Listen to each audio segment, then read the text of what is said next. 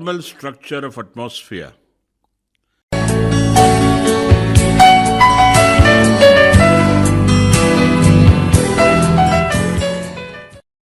The objectives of learning this module are to understand the basics of atmospheric stratification into different layers and significance of the roles played by these layers, the dynamics, physical and chemical, of the atmospheric layers, and importance of atmospheric layers for survival of life.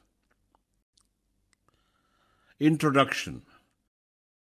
Atmosphere, atmos, vapor, Latin, sphere, refers to a thin layer of gases surrounding the earth, held in place by gravity of the earth. This gaseous envelope is the source of oxygen which sustains organisms and carbon dioxide used by plants, algae, and cyanobacteria. It also protects living organisms by preventing the entry of ultraviolet radiations from the sun. History and trend of research on the exploration of atmospheric structure. In recent years, with global discussions about air pollution, ozone formation, and climate change, and developments in technologies such as measuring instruments, airplanes, satellites, and computer programs, there has been extensive research on atmospheric dynamics, characterization of spatio-temporal stratification, and their sustainability, and so forth. Exploring the atmosphere. The fundamental exploration of the nature of atmosphere is contemporary to origin of human civilization itself, but a detailed recording of environmental parameters started in the line of present research since 16th to 18th century, with inventions of basic equipments, thermometer and barometer by Galileo in 1593 and by Evangelista Torricelli in 1643 respectively, the theories and principles, decrease of pressure with altitude by Florent Perrier in 1648, Gabriel Fahrenheit's introduction of temperature scale in 1714, James S. Pye's empirical estimation, and William Thomson's derivation of dry and saturated lapse rate in 1850s and 1862 respectively, development of laws of thermodynamics in 1940s, and kinetic theories of gases by James Maxwell in 1866. Based on these bases, the exploratory study of atmospheric layers began with Alexander Wilson's use of a thermometer on a kite in 1749, followed by manned balloon exploration by Joseph Louis Gay Lussac in 1804, and subsequent use of instrumented balloons by Léon Philippe Tizerens de Bort in 1898. This exploratory spree manifested in terms of better understanding of atmospheric structure, especially with G.J. Story's proposition of exosphere in 1868, Balfour Stewart's study on existence of electrical currents in upper atmosphere in 1882, Tizerens de Bort's discovery of isothermal layer about 12 kilometers upwards in 1901, and nomenclature of the words troposphere and stratosphere in 1908, as well as D. Guglielmo Marconi's reception of transatlantic radio signal reflected back from upper atmosphere in 1901, and the prediction of existence of ionosphere by Oliver Heaviside and Arthur Kennelly independently in 1902. Zone of silence. Discovery of zone of silence to imply temperature inversion existing above troposphere during 1915 is probably the first well-documented experimental studies on atmospheric stratification. The railway gun, capable of firing a 106 kilogram shell to a range of 130 kilometers and a maximum altitude of 42.3 kilometers, used during the First World War to shell Paris 120 kilometers away, created a very loud noise. Our noise gets fainter as listeners are farther away. But with very loud noises, it was sometimes noted that there was a zone of silence where no noise could be heard. But surprisingly, the sound became audible again further away. Several explanations were offered to explain this apparent anomalous sound. After the First World War, scientists used loud guns to study the effect, and from the results were able to show that the atmospheric temperature in the stratosphere increases up to an altitude of about 50 kilometers. Thermal stratification. By 1920, the thermal stratification of lower atmospheric layers were fairly well understood, with additional inference from observed altitude of meteors by Gordon Dobson during 1920. In 1924, Edward Appleton developed ionosonde to explore upper atmosphere, using which he confirmed existence of ionosphere, nomenclature by Robert Watson Watt in 1925.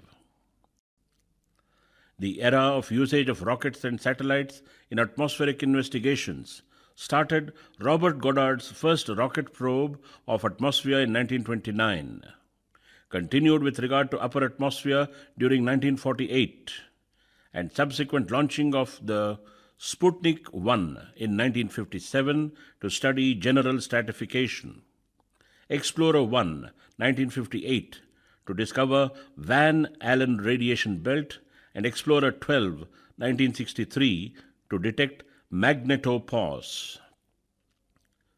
During this period, there was better understanding of magnetosphere, which was proposed by Sidney Chapman and Vincent Ferraro in 1930, the name coined by Thomas Gold in 1959.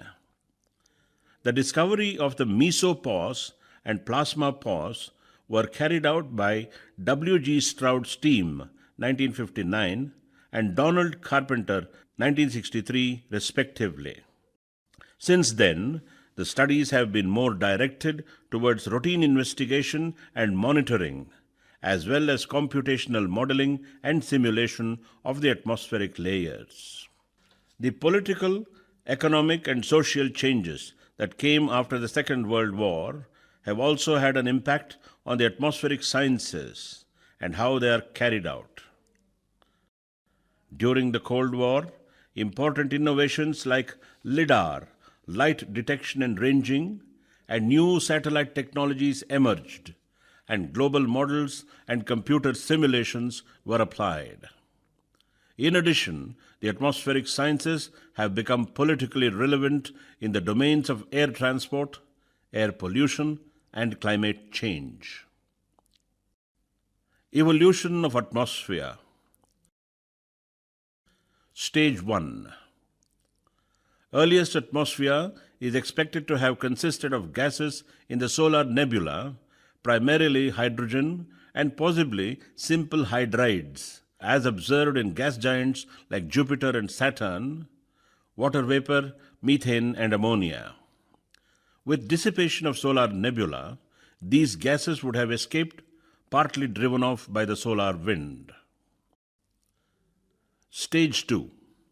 Second atmosphere is likely to be consisting largely of nitrogen plus carbon dioxide and inert gases, which was produced by outgassing from volcanism, supplemented by gases produced during the late heavy bombardment of Earth by huge asteroids.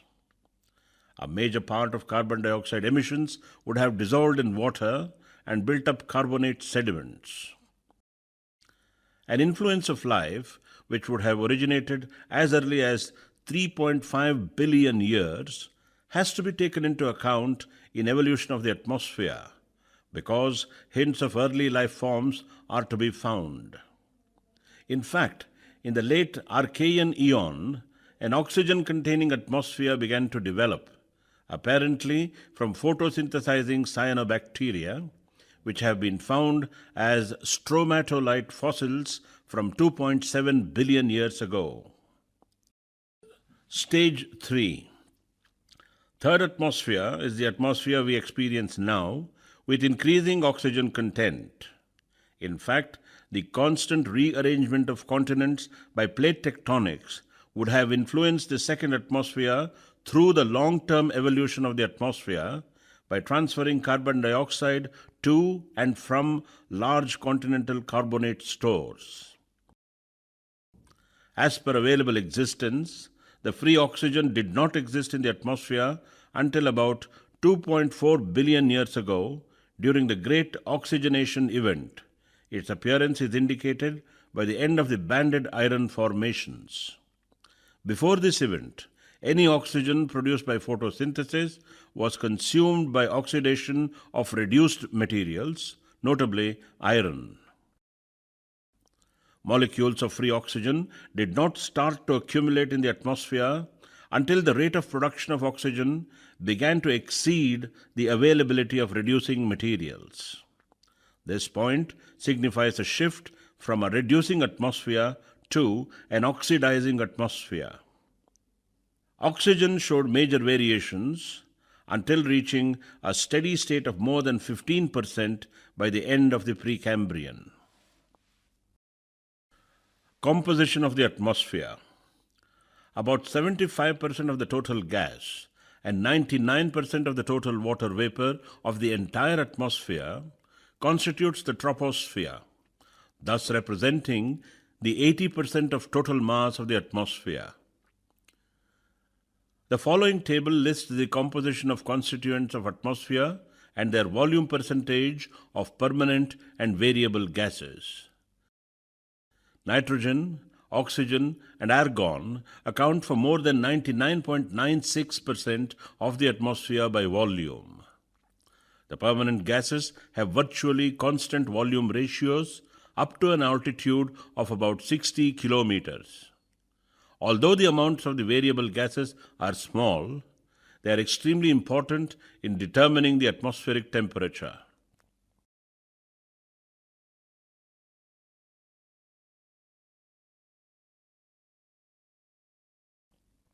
Thermal structure of atmosphere. Based on the change composition with height, the atmosphere can be divided into two layers. The lower layer is called the homosphere because of homogeneity in composition, especially the tropospheric gases, which ranges from troposphere to mesopause, discussed in details later, overlain by the heterosphere, mostly thermosphere, in which the gases are stratified into four shells. The lowermost shell is dominated by molecular nitrogen, N2. Next, a layer of atomic oxygen, O, is encountered, followed by a layer dominated by helium atoms, He, and finally, the topmost layer consisting of hydrogen atoms, H. However, the most exhaustive and characteristic stratification of atmosphere has been based on the vertical thermal profile of the layers. The temperature variation in these layers may be accounted to the absorption of solar radiation. Visible light at the surface, near ultraviolet radiation in the middle atmosphere, and far ultraviolet radiation in the upper atmosphere. The characteristics of various layers of atmosphere will be presented now. Troposphere. Troposphere means region of mixing and is so named because of vigorous convective air currents within the layer. It is closest to Earth, situated between 0 to 12 kilometers. This layer contains 75% of the gases and the largest percentage, around 80% of the mass of the total atmosphere, and is where all-weather phenomena occurs, although turbulence may sometimes extend into the lower portion of the stratosphere. Here, with altitude, the temperature and water vapor content decreases. The troposphere contains 99% of the water vapor in the atmosphere, and this water vapor, highest at tropics and lowest at polar regions, plays a major role in regulating air temperature because it absorbs solar energy and thermal radiation from the planet's surface. Tropopause, where temperature remains fairly constant, minus 60 degrees centigrade with altitude, and is located at the upper boundary of this layer, separating the troposphere from the stratosphere, whose height varies spatially from height of 8 kilometers near the poles up to 18 kilometers above the equator, and temporally highest in the summer and lowest in the winter. In tropopause, we find the jet stream, which are very strong winds that blow eastward and affect planetary circulation pattern. Stratosphere. Stratosphere or stratified sphere is the layer just above tropopause, situated between about 25 to 50 kilometers, where temperature increases gradually to up to the stratopause. In this layer, unlike troposphere, there is no convection and it is fairly stable. In stratosphere, there is the ozone layer, centered at an altitude between 15 to 25 kilometers, consisting of 90% of the ozone of the entire atmosphere, with concentration of about 10 parts per million by volume, ppmv, as compared to approximately 0.04 parts per million by volume in the troposphere. Ozone acts as a shield for the Earth's surface in absorbing the bulk of solar ultraviolet radiation in wavelengths from 290 nanometers to 320 nanometers, UVB radiation, which are harmful to life because they can be absorbed by the nucleic acid in cells, leading to increase in cancers in animals and damage in plant cells. Ozone is responsible in regulating the thermal regime of the stratosphere, converting solar energy to kinetic energy. This causes a temperature increase in the upper part of the layer because temperature increases with ozone concentration. Stratopause, the transitional zone of maximum temperature between the stratosphere and the mesosphere, is located within 50 to 55 kilometers above ground level. Mesosphere. Mesosphere or middle sphere is characterized by the portion of the atmosphere from about 50 to 80 kilometers above the Earth's surface, characterized by temperatures that decrease from 10 degrees centigrade to minus 90 degrees centigrade with increasing altitude, extending from stratopause to mesopause. The coldest temperatures in Earth's atmosphere occur at the top of this layer, especially in the summer near the pole. This layer protects the Earth from meteoroids, which get burnt up in this region. The mesosphere has sometimes jocularly been referred to as the ignorosphere because it had been probably the least studied of the atmospheric layers. The stratosphere and mesosphere together are sometimes referred to as the middle atmosphere. The mesopause is the temperature minimum, the coldest place on Earth, with temperatures as low as minus 100 degrees centigrade at the boundary between the mesosphere and the thermosphere due to the lack of solar heating and very strong radiative cooling from carbon dioxide. The mesopause is the temperature minimum zone at the boundary between the mesosphere and the thermosphere atmospheric regions at 80 to 85 kilometers due to the lack of solar heating and very strong radiative cooling from carbon dioxide. Thermosphere. Thermosphere or heat sphere is the layer of the Earth's atmosphere extending from the top of the mesopause, 80 kilometers to 90 kilometers above the surface, to thermopause, about 500 kilometers, and is characterized by a rapid increase in temperature due to the absorption of intense solar radiation by the limited amount of remaining molecular oxygen, with increasing altitude up to about 200 kilometers, followed by a leveling off in the 300 kilometer to 500 kilometer region, reaching up to 1700 degrees centigrade to even more than 2000 degrees centigrade. At this extreme altitude, Gas molecules are widely separated, and above an altitude of 100 kilometers, the chemical composition of air becomes strongly dependent on altitude, and the atmosphere becomes enriched with lighter gases, atomic oxygen, helium, and hydrogen. Above about 160 kilometers altitude, the major atmospheric component becomes atomic oxygen. At the very high altitudes, the residual gases begin to stratify according to molecular mass because of gravitational separation. The thermopause is the atmospheric boundary located at the top of the thermosphere.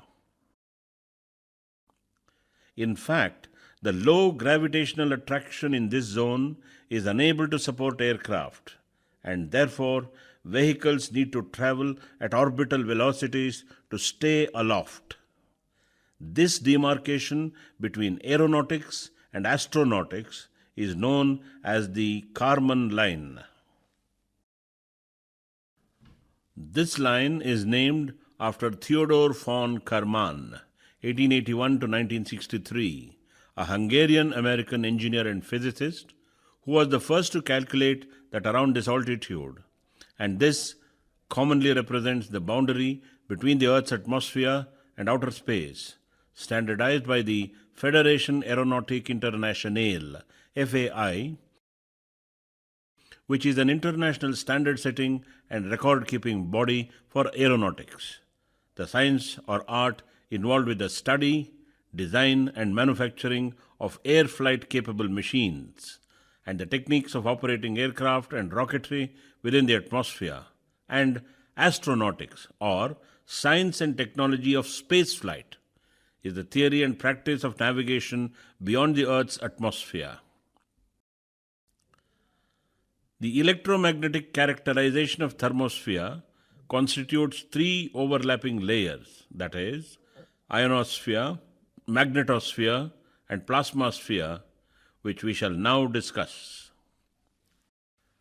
Ionosphere is the zone extending from stratosphere to the lower part of the thermosphere, where gas particles absorb ultraviolet and X-ray radiation from the sun and become electrically charged ions.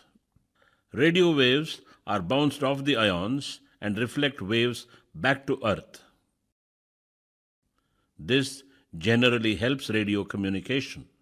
However, solar flares can increase the number of ions and can interfere with the transmission of some radio waves. The transitional zone in the atmosphere between the ionosphere and the exosphere, about 644 kilometers from the Earth's surface, is known to be ionopause. Magnetosphere. The outer layer of ionosphere, some sources consider them to be separate. Where the Earth's magnetic field operates is called magnetosphere. It begins at about 1,000 kilometers. It is made up of positively charged protons and negatively charged electrons, which traps the particles that are given off by the sun and are concentrated into belts of deadly radiation called the Van Allen radiation belts. When large amounts of such particles are given off during a solar flare, the collision of these particles among one another causes the aurora borealis or the northern lights, a natural light display in the sky, particularly in the high latitude regions. In this layer, the magnetic field lines are unable to co-rotate because they are influenced strongly by electric fields of solar wind origin. Thus, the magnetosphere is a cavity, also not spherical, in which the Earth's magnetic field is constrained by the solar wind and interplanetary magnetic field, IMF. This gives rise to an elongated teardrop shape with a tail pointing away from the sun. The outer boundary of the magnetosphere is called the magnetopause, which is typically located at some 56,000 kilometers, about 10 Earth radii, above the Earth's surface on the day side, and stretches into a long tail, the magnetotail, a few million kilometers long, about 1,000 Earth radii, well past the orbit of the Moon at around 60 Earth radii on the night side of the Earth. Plasmasphere.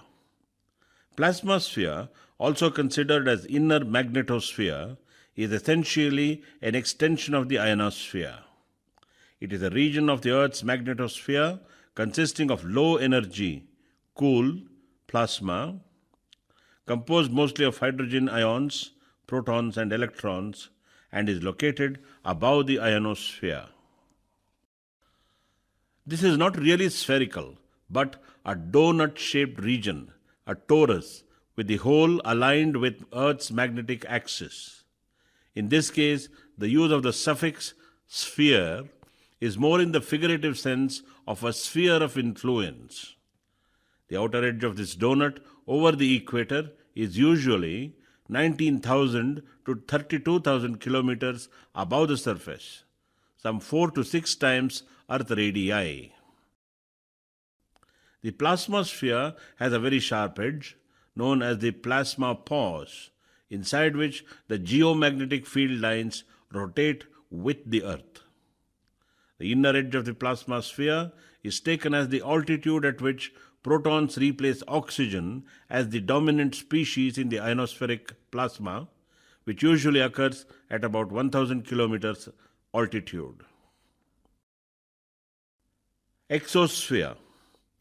The uppermost part of the thermosphere that extends from about 550 kilometers to thousands of kilometers is known to be exosphere. Air is very thin here, unable to retain upward traveling molecules' attempts to escape to space, especially if they are moving fast enough, or be pulled back to Earth by gravity if they are slow enough, with little probability of colliding with another molecule. This is the area where satellites orbit the Earth, and the altitude of its lower boundary, known as the thermopause or exobase, ranging from about 250 to 500 kilometers depending on solar activity. The upper boundary can be defined theoretically by the altitude, about 2 lakh kilometers, half the distance to the Moon, that is 3,84,403 kilometers, at which the influence of solar radiation pressure on atomic hydrogen velocities exceeds that of the Earth's gravitational pull. The exosphere is observable from space as the geocorona, where the solar far ultraviolet light that is reflected off the cloud of neutral hydrogen atoms that surrounds the Earth and is seen to extend to at least 96,000 kilometers from the surface of the Earth. The exosphere is a transitional zone between Earth's atmosphere and interplanetary space. Factors affecting atmospheric temperature at troposphere. As mentioned before, the troposphere is characterized by a decrease in temperature with respect to height, from a mean surface temperature of about 15 degrees centigrade to a temperature of about minus 53 degrees centigrade. The temperature structure of this layer is a consequence of radiative balance and the convective transport of energy from the surface to the atmosphere. Virtually all water vapor, clouds, and precipitation are confined in this layer. Since this is the most studied component of atmosphere because of its direct relationship with most of the weather phenomena, atmospheric temperature is governed by many factors. We will now look into their explanations. Insolation. Insolation, short for incident or incoming solar radiation, is a measure of solar radiation energy received on a given surface area and recorded during a given time.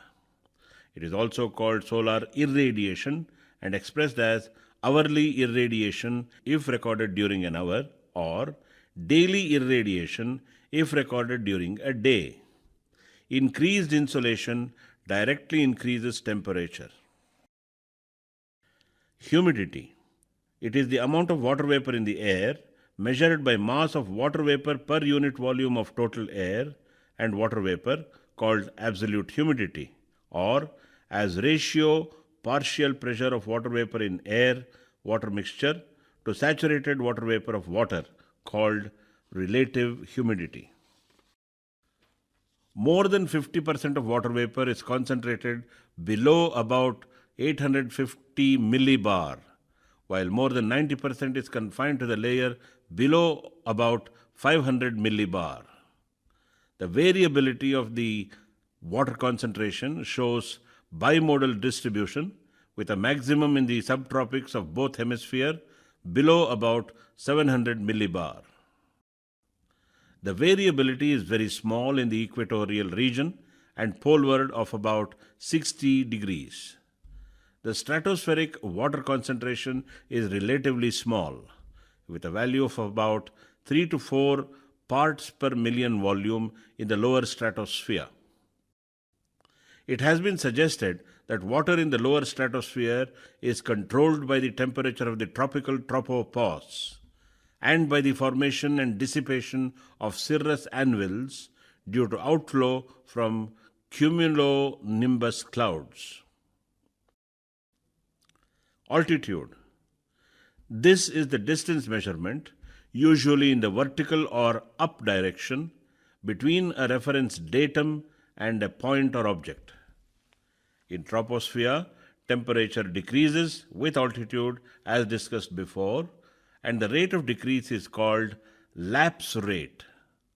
Although the actual atmospheric lapse rate varies, under normal atmospheric conditions, the average atmospheric lapse rate results in a temperature decrease of 6.5 degrees centigrade per kilometer of altitude. The measurable lapse rate is affected by humidity. A dry lapse rate of 10 degrees centigrade per kilometer is often used to calculate temperature changes in air not at 100% relative humidity. This is called dry adiabatic lapse rate, or DALR. A wet lapse rate of 5.5 degrees centigrade per kilometer is used to calculate the temperature changes in air that is saturated. This is called saturated lapse rate, or SLR. However, in a particular region, sometimes the temperature can increase with height in the lower troposphere based on the atmospheric condition. When this happens, it is called an inversion. However, if the temperature remains the same with height, it is called isothermal. Thus, the actual lapse rate at any region, called environmental lapse rate, varies with location, time of day, weather conditions, season, etc. Type of biome. Also known as ecosystem, this refers to contiguous areas with similar climatic conditions on the earth, such as communities of plants, animals, and soil organisms. Depending on the biome, there is variation of transpiration and gaseous exchange, which can affect the temperature, mostly at surface level. The height of the troposphere varies spatiotemporally too. It is more like 8 kilometers over the polar regions in a winter. Cold air tends to settle downward, and 18 kilometers over the equatorial regions due to greater convection there, heating caused by the direct rays of the sun. In the mid-latitudes, it is lower in winter and higher in summer for the same sorts of reasons. Instruments in study of atmospheric layers. The standard equipments used globally in study of atmospheric layer characteristics on regular basis is a weather or sounding system, which is a balloon, specifically a type of high altitude balloon, which carries instruments aloft to send back information on atmospheric pressure, temperature, humidity, and wind speed by means of a small, expendable measuring device called a radiosonde. To obtain wind data, they can be tracked by radar, radio direction finding, or navigation systems such as the satellite-based Global Positioning System GPS. Balloons meant to stay at a constant altitude for long periods of time are known as transozones. Weather balloons. The balloon itself produces the lift and is usually made of a highly flexible latex material, though chloroprene may also be used. The unit that performs the actual measurements and radio transmissions hangs at the lower end of the string. Specialized radiosones are used for measuring particular parameters such as determining the ozone concentration. The balloon is usually filled with hydrogen due to lower cost, though helium can also be used. The ascent rate can be controlled by the amount of gas with which the balloon is filled. Weather balloons may reach altitudes of 40 kilometers or more, limited by diminishing pressures causing the balloon to expand to such a degree, typically by a 100:1 factor, that it disintegrates. In this instance, the instrument package is usually lost. Above that altitude, sounding rockets are used, and for even higher altitudes, satellites are used. Global distributions of weather balloons. Major manufacturers of balloons are Zhuzhou Research and Design Institute, ChemChina Rubber Corp, brand Fuoyi, China, Totex and Cosmoprene of Japan, and Pavan Rubber Products, Pavan Exports, brand Pavan of India. Weather balloons are launched around the world for observations used to diagnose current conditions as well as by human forecasters and computer models for weather forecasting. About 800 locations around the globe do routine releases twice daily, usually at 0000 UTC and 1200 UTC. UTC is Universal Time Code. Some facilities will also do occasional supplementary special releases when meteorologists determine there is a need for additional data between the 12-hour routine launches in which time much can change in the atmosphere. Military and civilian government meteorological agencies such as the National Weather Service in the US typically launch balloons, and by international agreements, almost all the data are shared with all nations.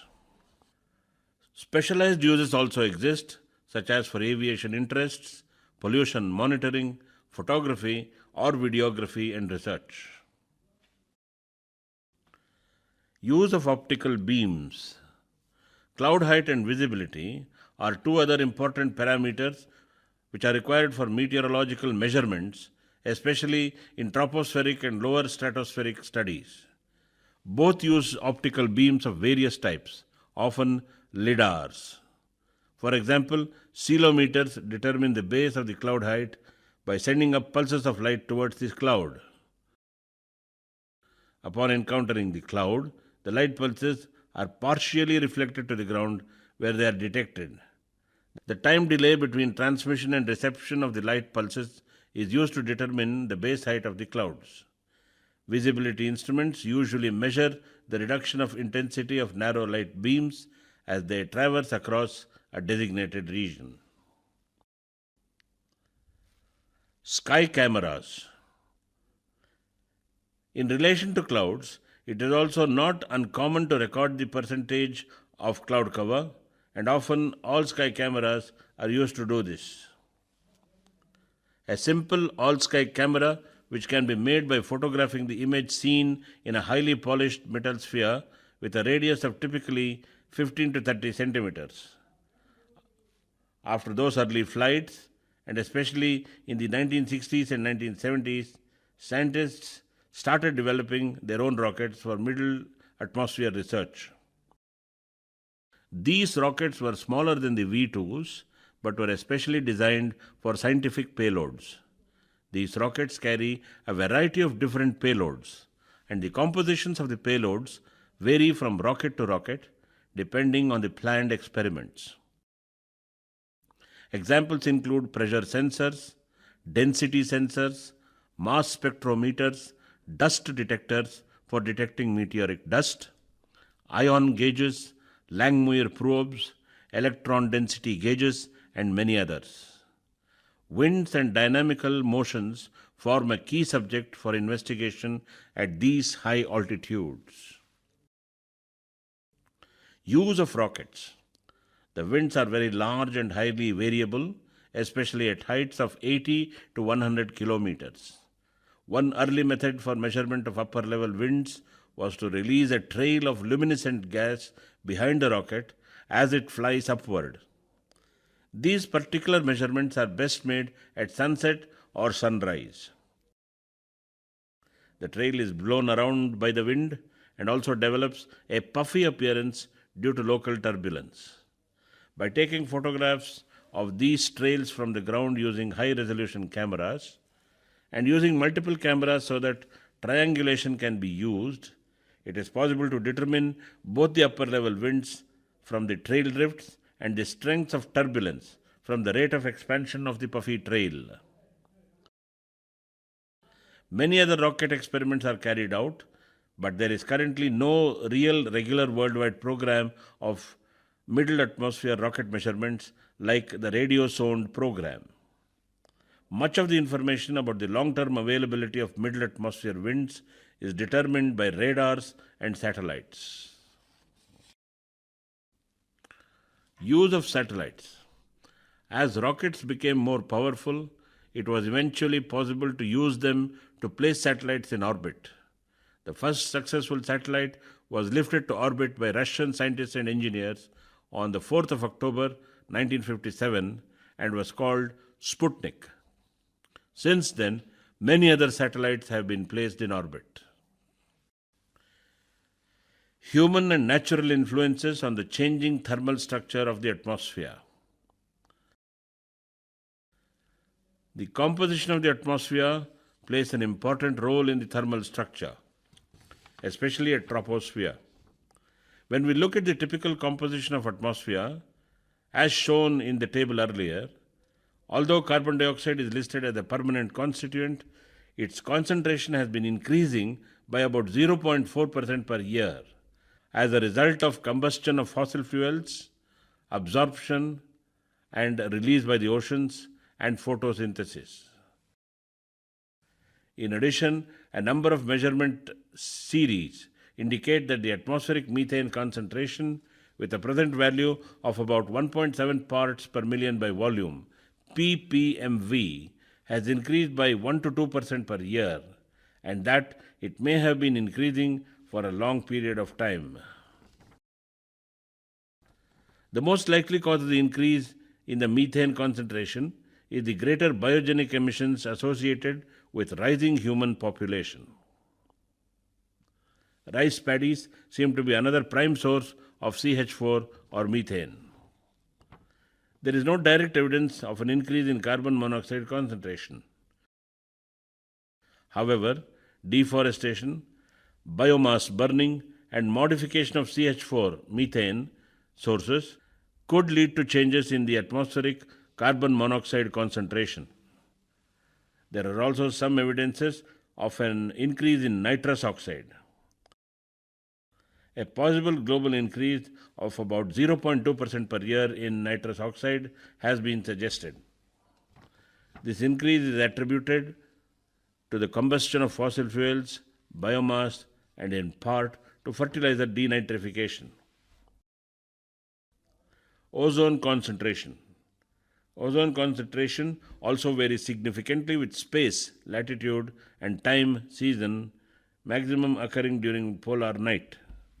Although it occurs principally at the ozone layer, 15 to 30 kilometers, where it is continually created and destroyed by photochemical processes associated with solar UV radiation, and thus protects the life on Earth by absorbing these deadly solar radiations.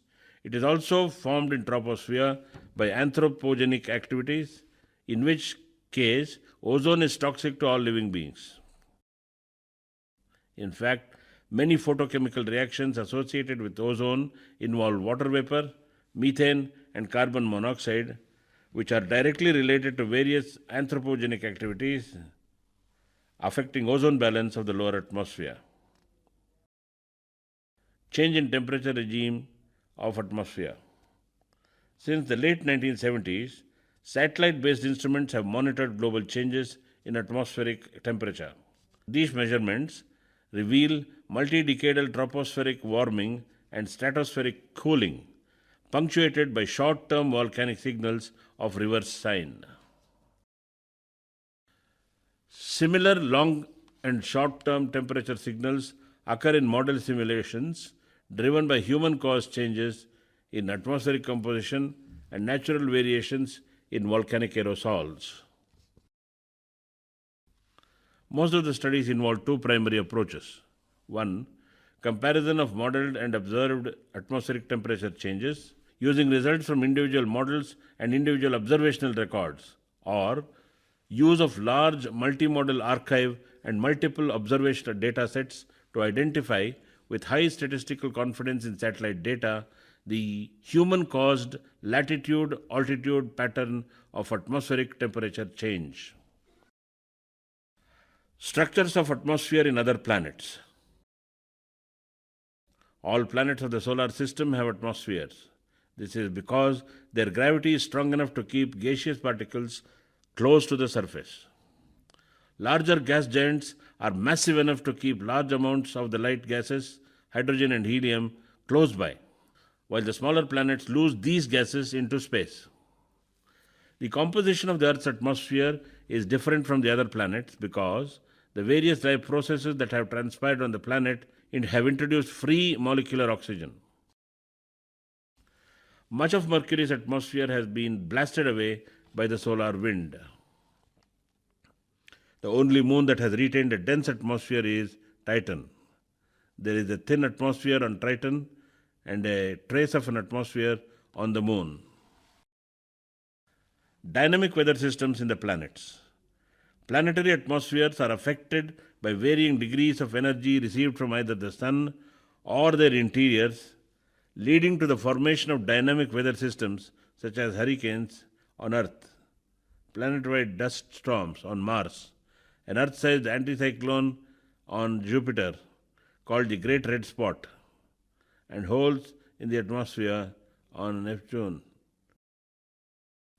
At least one extrasolar planet, HD 189733b, has been claimed to possess such a weather system similar to the Great Red Spot but twice as large. Terrestrial planets. Both Mars and Venus have tropospheres of greater extent than the Earth, though for different reasons. The atmosphere of Mars is much thinner than that of the Earth, and there is less compression because of the weaker gravity of Mars. Although Venus has a weaker gravity than Earth, it has over 90 times the amount of atmosphere because of a runaway greenhouse effect that occurred at least hundreds of millions of years ago. That will be described further later, but it does provide a warning to us that drastic global climate change is possible. Because their tropospheres extend over a greater distance than the Earth's troposphere, the clouds of Mars and Venus are found at higher altitudes. Mars and Venus also possess thermospheres. What is missing is the temperature bump of a stratosphere and mesosphere because they do not have an ozone layer to absorb the ultraviolet light. Planet atmosphere models courtesy of Jerry Justice at the Marshall Space Flight Center, NASA. Jovian planets. The Jovian planets, that is, the planets that are essentially big balls of gas, each surrounded by many moons and rings such as Jupiter, Saturn, Uranus and Neptune, in contrast to terrestrial planets, are all slightly oblong and rotate much faster than any of the terrestrial worlds. Gravity by itself would make a planet spherical, but their rapid rotation flattens out their spherical shapes by flinging material near the equator outward. Observations of clouds at different latitudes suggest that the Jovian planets rotate at different speeds near their equators than near their poles. The atmospheres of Jupiter and Saturn are made almost entirely of hydrogen and helium, although there is some evidence that they contain hydrogen compounds. Uranus and Neptune are made primarily of hydrogen compounds with smaller traces of hydrogen, helium, metal, and rock. The most common hydrogen compounds are methane, CH4, ammonia, NH3, and water, H2O. The farther away a planet is from the Sun, the cooler its atmosphere will be. This means that the same gases will condense to form clouds at different altitudes on different planets because the condensation of a gas requires a specific amount of pressure and temperature. Ammonia, ammonium hydrosulfide, and water make up the three cloud layers of Jupiter and Saturn. These gases condense at lower altitudes in Saturn's atmosphere than they do in Jupiter's atmosphere. Conclusions. Atmosphere can be divided into 5 primary levels: troposphere, stratosphere, mesosphere, thermosphere, and exosphere, based on the thermal characteristics with altitude, which is affected by the varying composition and reception of types of solar radiation. Each layer is responsible for maintenance of life of the planet. In fact, although most of the planets do have atmosphere, yet with one or more lacking layers, rendering them unsuitable for sustenance of life. The progress of science has been directed towards better understanding of the characteristics and significance of these layers for utilizing them for the development of space and communication technologies, as well as trying to control the anthropogenic activities so as not to disturb the natural stratification of the planet.